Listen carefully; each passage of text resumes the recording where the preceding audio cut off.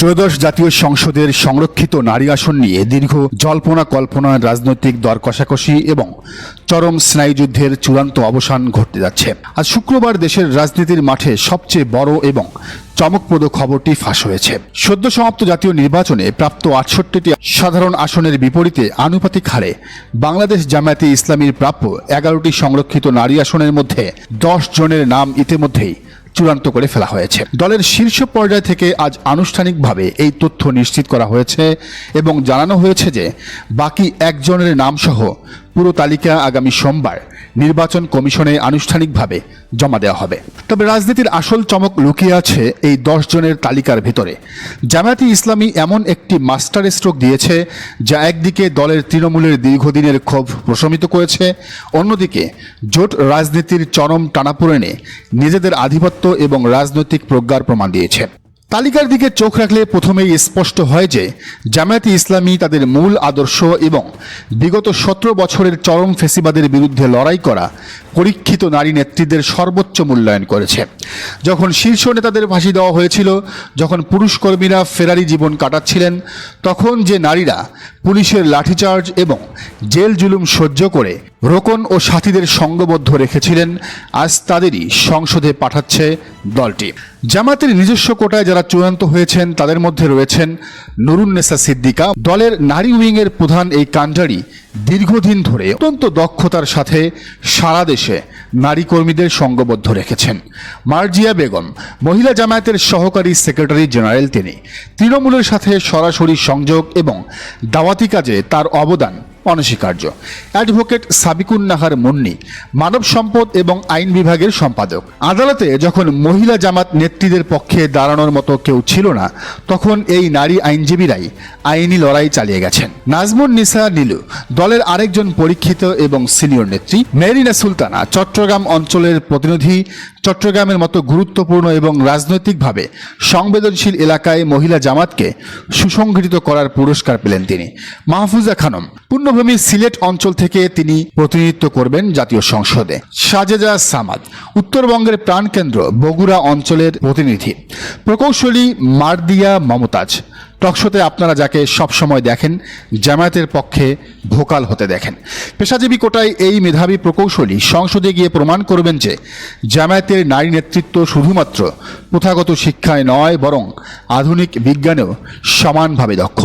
এই তালিকা থেকে একটি বিষয় একদম পরিষ্কার, জামায়াত সংসদে এমন নারীদের পাঠাচ্ছে যারা শুধু চুপচাপ বসে থাকবেন না, বরং তারা উচ্চশিক্ষিত এবং রাজনৈতিকভাবে অত্যন্ত প্রজ্ঞাবান। রাজনীতির অন্দরমহলে গত কয়েকদিন ধরে সবচেয়ে বড় উত্তাপ ছিল জাতীয় নাগরিক পার্টি বা এনসিপিকে ৩টি নারী আসন দেয়া না দেয়া নিয়ে। ৬টি আসনে জিতে এনসিপির পাওনা ছিল মাত্র একটি আসন, কিন্তু তারা জামায়াতের ১৩টি নারী আসনের কোটা থেকে মনিরা শারমিন, নুসরাত তাবাসসুম এবং ডাক্তার মিতুর জন্য ৩টি আসন দাবি করেছিল।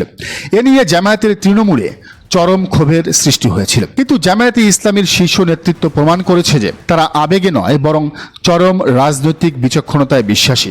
তারা এনসিপিকে খুশি করতে গিয়ে নিজেদের ত্যাগী নেত্রীদের বঞ্চিত করেনি, তবুও তাদেরকে একটি আসন বেশি দিয়েছে। জামায়াত এনসিপিকে তাদের আসন থেকে একটি আসন ছেড়ে দিয়েছে এবং সেই আসনে এনসিপি নেত্রী ডাক্তার মাহমুদা মিতুকে চূড়ান্ত করেছে। কেন ডাক্তার মিতু? এর পেছনের লজিক অত্যন্ত পরিষ্কার। সর্বশেষ জাতীয় নির্বাচনে এই ডাক্তার মিতুই ঝালকাঠি ১ আসনে এনসিপির মনোনয়ন পেয়েও বৃহত্তর জোটের স্বার্থে নিজের প্রার্থিতা প্রত্যাহার করে নিয়েছিলেন এবং জোটের প্রার্থীর পক্ষে সক্রিয়ভাবে কাজ করেছিলেন। জামায়াত মূলত ডাক্তার মিতুর সেই রাজনৈতিক ত্যাগেরই মূল্যায়ন করেছে। তাছাড়া এনসিপিতেও এই গুঞ্জন রয়েছে যে ডাক্তার মিতু মূলত জামায়াতের পারপাস সার্ভ করেন, বক্তব্য দেন, কথা বলেন, ফেসবুক এবং সামাজিক যোগাযোগ মাধ্যমে জামায়াতের পক্ষে অ্যাক্টিভিজম করেন। এই তালিকায় সবচেয়ে বড় চমক এবং মাস্টার স্ট্রোক হল জামায়াতের নিজস্ব কোটা থেকে জাগপা বা জাতীয় গণতান্ত্রিক পার্টির সভাপতি তাসমিয়া প্রধানকে সংরক্ষিত নারী আসনে চূড়ান্ত করা। রাজনৈতিক বিশেষজ্ঞরা এটিকে শুধুমাত্র একটি আসন ভাগাভাগি হিসেবে দেখছেন না, এটি মূলত বর্তমান ক্ষমতাসীন দল বিএনপির প্রতি জামায়াতের একটি অত্যন্ত সুকৌশলী এবং কড়া হুঁশিয়ারি। একদিন আগেই এই জাগপার মুখপাত্র রাশেদ প্রধান তারেক রহমানকে লন্ডন থেকে আসা মুফতি এবং কুলাঙ্গার বলায় ছাত্রদল ও যুবদল তাকে গ্রেফতারের দাবিতে দেশব্যাপী চরম উত্তাপ ছড়িয়েছিল, আজ তার বাসভবনের সামনে মপ করেছে। বিএনপি যখন রাশেদ প্রধান এবং তার দল জাকপাকে রাজনৈতিকভাবে একঘরে করে ফেলার, আইনি হয়রানি করার নীল নকশা করছে, ঠিক সেই মুহূর্তে জামায়াতে ইসলামী জাকপার সভাপতি তাসমিয়া প্রধানকে নিজেদের কোটা থেকে এমপি বানিয়ে দিল। এর মাধ্যমে জামায়াত পুরো দেশকে এবং বিএনপিকে তিনটি পরিষ্কার বার্তা দিল। এক, মিত্রদের প্রোটেকশন। 11 দলীয় জোটের কোনো শরিক দলকে যদি বিএনপি বা অন্য কেউ রাজনৈতিকভাবে হেনস্থা করার চেষ্টা করে, তবে জামায়াতে ইসলামী ঢাল হয়ে তাদের পাশে দাঁড়াবে। 2, শফিউল আলম প্রধানের সম্মান। মরহুম শফিউল আলম প্রধানের মেয়ে তাসমিয়া প্রধানকে সংসদে পাঠিয়ে জামাত প্রমাণ করল যে তারা পরীক্ষিত মিত্রদের কখনো ভুলে যায় না। 3, রাজনৈতিক পেশশক্তি প্রদর্শন। বিএনপি চাইলেই যে ছোট দলগুলোকে গিলে খেতে পারবে না এবং জামায়াতের ছায়াতলে থাকলে যে রাজনৈতিক নিরাপত্তা পাওয়া যায়, এই আসন বন্টন তারই সবচেয়ে বড় প্রমাণ। এখন প্রশ্ন হলো 11তম আসনটি কার জন্য? এখন পুরো দেশের রাজনৈতিক মহলের চোখ আগামী সোমবারের দিকে। 10টি নাম চূড়ান্ত হলেও এখনো একটি আসন বাকি রয়েছে। এই 11তম আসনটিতে কে আসছেন?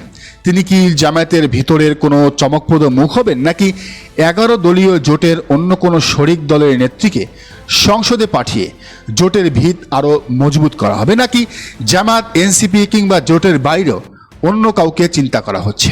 এক্ষেত্রে ভাবা হচ্ছে ঢাকা বিশ্ববিদ্যালয়ের বহুল আলোচিত শিক্ষিকা শেহরিন আমির মোনামির নাম।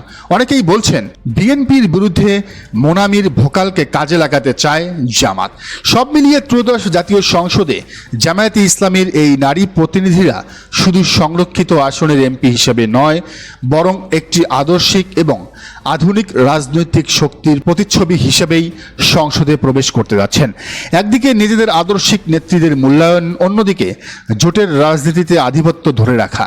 জামায়াতের এই দ্বিমুখী স্ট্র্যাটেজি আগামী দিনে বাংলাদেশের সংসদীয় রাজনীতিতে এক নতুন মাত্রা যোগ করতে যাচ্ছে। দর্শক, বিষয়টিকে আপনি কিভাবে দেখছেন জানান মন্তব্যের ঘরে। আর এই চ্যানেলে নতুন হলে অবশ্যই সাবস্ক্রাইব করে বেল আইকনটি